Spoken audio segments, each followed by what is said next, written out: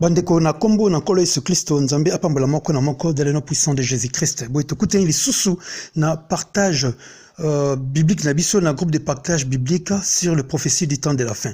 Boye oyo ezali vidéo tokoloba lokola vidéo d'intervalle entre les 7e vidéo na 8e vidéo. Oyo ezali vidéo d'intervalle. Donc avant tout ça la continuité, il y a passage topesaki na 7e vidéo oyo ezali ya 2 Thessaloniciens chapitre 2. Boye to sepeli tokoti sa vidéo oyo tokobenga vidéo d'intervalle. Avant tout ça la continuité na 8e vidéo. Vidéo intervalle oyo tokobanda yango kolega 4 na koloba boye. Tokotanga 2 Pierre chapitre 2 verset 19 à 21 et pas une colosse massia et pas apôtre balobi na verset 19 et nous tenons pour d'autant plus certain la parole prophétique. Biso apôtre tozali kozwa avec beaucoup de certitude parole prophétique. Tout ça qu'on dit mango penza na motea mobimba à laquelle vous faites bien prêter attention. Tondimi était bino pe beaucoup ça la lolinge moko comme à une lampe qui brille dans un lieu obscur. Toiko suka atawana. Ete maloba o ezali basakoli ezali une lampe ezali lokola mwinda o ezali kongenga na kati na esika ya molili. Ndenge toloba kete mokiliza na molili tu as besoin de parole prophétique. Bande konabiso na kat na kombo na nkolo Yesu Kristo toko kende dans l'Ancien Testament toko tanga lisusu passage moko ezana mokana Malachi chapitre 4 verset 5 à 6. Nzamba prometaki biso loko moka lobaki boye. Voici je vous enverrai Élie. Botala ete na kotinde la bino lisusu Élie. Awa wana prophète Élie asi amata déjà. Akufa kate na nzoto nzambe amatisa kaye na likolo ye amataki. Boye bandeko na biso kolo awazoli kakata ko promettre ete akotinde la lisusu biso Élie les prophètes. Voici je vous enverrai Élie les prophètes. Nakotinde la bino Élie mosakoli avant que les jours de l'Éternel arrivent. Yambo mokolo yankolo ekoma séjour grand et redoutable. Mokolo oyo ya munene pe mokolo oyo moto nyonso azali kozela na kati na kubanga makasi. Il ramènera le cœur des pères à leurs enfants. Eli akoya na mission mibale. Mission ya liboso ezali komema mitema ya batata et pai ya bana. Et le cœur des enfants à leur père. Mission ya mibale ezali ete Eli tango ya akoya akoza mitema ya bana komema yango epai ya batata. Pona nini? De peur que je vienne frapper le pays d'interdit. Sinon ngata na koya na koleka kati na kobeta ndenge nzambe alobi. Elingi koloba nini passage oyo? Elingi koleka kati na kolobete nzamba alakaki akotinda Eli. Yango koles masala bakete le prophète Jean, c'est lui Eli que nzambe alakaki pa leka kati na kotinda.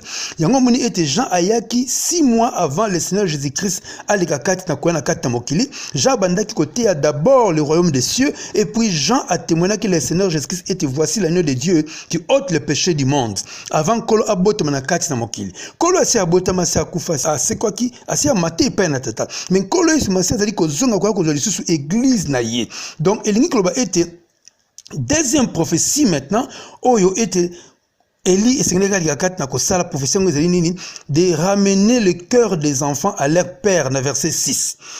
Malingi loba masakoli oyo ete mbala ya liboso tango kolesu masia ayaki akutaki batata elingi loba ete temple akutaki ba juifu ya kala bazalaki Eli azalaki wana po aleka kate ko mitema ya ba juifu wana ya kala epai ya kolesu Kristo ko présenter ete ye azali mwana o tata tindi po to leka kate na kobika kolesu masia tikelaki biso sikoyo bantoma les pères de l'église ce sont des apôtres du Seigneur Jésus-Christ oyo ba kombo na bango ezali ba fondation ya nouvelle Jérusalem ezali Bascofield te ezali pe ba Thompson te le père de l'église ba tata de l'église ce sont les apôtres oyo kombo na bango ezali na fondation ya nouvelle Jérusalem les églises catholiques te les églises protestantes te bandeko na biso na kati na koles masia tozali kolika kati na kokima mbangu. Alors maintenant tala mission à Eli oyo mi balé ezalaki ete de ramener les cœurs des enfants à leur père.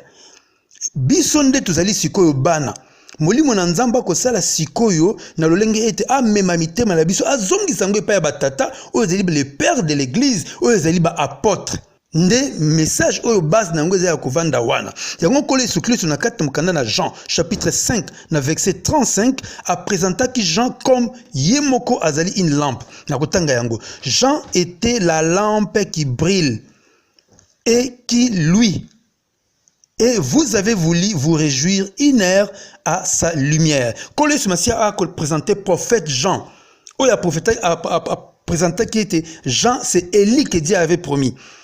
Alors encore le Messie a présenté maintenant Jean comme lui-même la lampe qui brille et qui lui, ou bien qui brille dans les ténèbres. Or, Jean, mission qui ni ami balé, et il c'est de ramener les cœurs de père, juif à leurs enfants, bandi mais apôtre, pour bazaki prophète, il y a encore le Jésus-Christ, bandi pour bazaki la parole du Seigneur Jésus-Christ, bandi mais le Seigneur Jésus-Christ. Et deuxième mission, oh yonzamba pèse que pas Élie, c'est de ramener les cœurs des enfants, nous les enfants au père, les pères qui sont le père de l'église, qui sont les apôtres du Seigneur Jésus-Christ, bandi konabiso. Yango message oyo ezali était tozonga na origine. Il y a parole de Dieu. Oui, bandoko na biso na kati na kole Yesu Kristo awa siko naza ko présenter bino ba Bible mi balé oyo ba pasteur bazala kana yango. Baza na Bible oyo Scofield na ba Bible oyo Thompson. Alors ba Bible oyo mi balé Thompson ezali ba originauté. Ezali ba Bible oyo bango bazwaki Bible original oyo ya Louis II. Et puis bango siko ba réviser ba bandi ko bongisa ko changer ba biloko mususu na kati ezali ba original ti ba Bible mi ba pasteur balinga ngo mingi. Pourquoi pour lokola oyo Scofield oyo bozomona na kati ba tsaba parallèle chaîne de référence note explicative ba tsaba commentaire de Scofield likamboze bu mamokilize yango na commentaire de Scofield au moins baté a ezali sur base des travaux ya ba Louis II. Donc bazwa ki Bible Louis II oyo penze ba tout ça ko tanga kala bango bazu ba modifier oyo pe sous pareil au moins a ezali la Bible Thompson, passer mi bazala kana yango. Pour na kati pesa ndenge mo okuti ba chaîne de référence. Alors basala yango sur base version Louis II révisée. Donc ça veut dire était ezali pe originalité, mais ezali Louis II bazu Bible Louis II nde ba ko modifier pour na kosala la Bible oyo. Donc les deux Bibles va passer bazaka nango ya minene ezali ba originalité oyo ya Louis II. Alors bandeko na biso na kati na kole sumasia tolingi nde to leka kati na laksa bino eloko moko ya motuya na kati na yango. Potango omoni tolobi était ba commentaire ya Scofield ezali opinion personnelle ya yemoko tango bomoni to komi ete Bible Scofield ba commentaire wana ezali interprétation personnelle bandeko na biso tala awa oyo eza Bible ndenge tolobi Thompson akomi nini ye akomi boye ate na introduction akomi boye na robenda yango pembeni batie awa nazui oya mibale awa. Il existe plusieurs ouvrages de référence pour l'étude de la Sainte Bible, pour l'étude des Saintes Écritures. Il s'est donc avéré nécessaire d'examiner soigneusement toutes les Bibles existantes. Pour bango basa la Bible na bango oyo, bazwaki ba Bible mingi zele koleka kati na ko exister na Louis II, nyonso ba étudiaki moko na moko pour ba ko ma Bible na bango avant de pouvoir décider laquelle nous voulions publier. Avant biso de la décision, toko se baser sur nani popeto la Bible na biso. Nous avons finalement choisi une qui satisfait trois critères importants. Ba choisi ça qui une, ba pona ki Bible moko, bon ba mala keti yango penza ndezala ki penza okopesa confiance. Yango wana ndomoni bazwa ki Louis II. Ba komi koloba awa balobi, il reste toujours fidèle à l'évangile de la grâce de Dieu. Ba remaka ki bango moko était Louis II original et tikala ki vraiment fidèle na oyo ndenge nzambe alobaki ndenge ya zwaki yango et pas hébreu Torah na l'évangile ya Christ. Yami balé balobi boy. Elle contient le plus grand nombre d'aides pour l'étude des textes sacrés et est dépourvu d'opinion personnelle à caractère dogmatique.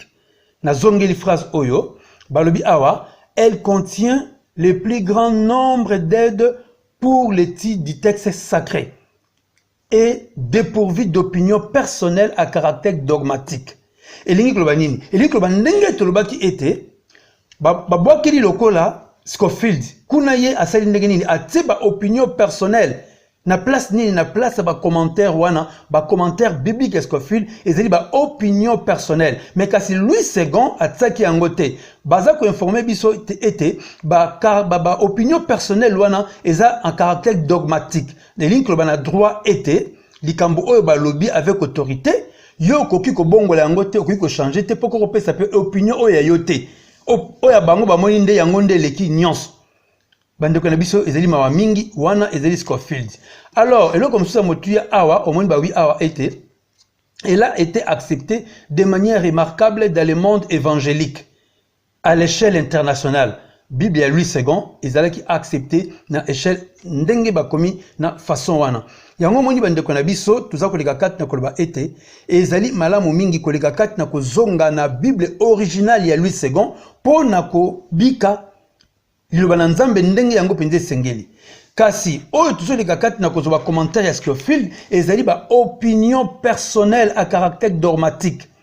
Ça veut dire ete ye moko nde mutu abimisi ba makambo o wana ndenge ya lobi na ba façon na ba commentaire wana nde na kati ba commentaire ya Scofield nde epai ye aza koleka kati na kopesa ndenge nini version o ya ye par rapport ya enlèvement to kozonga na kolo Yesu Kristo tolobaki eza bien te ezali faux eza ndenge wana te kolo Yesu masi alobaki makambo koleka kati na koleka. Alors pona nini asalaki yango nde tokende kolakisa bino yango sikoyo bobosa na te tolobaki ete Scofield aza mutu ya Trinité, donc ça veut dire être base de l'église catholique. Donc nous mettons comme ça c'est pourquoi ba bongo la façon il y a enlèvement. À tout de suite.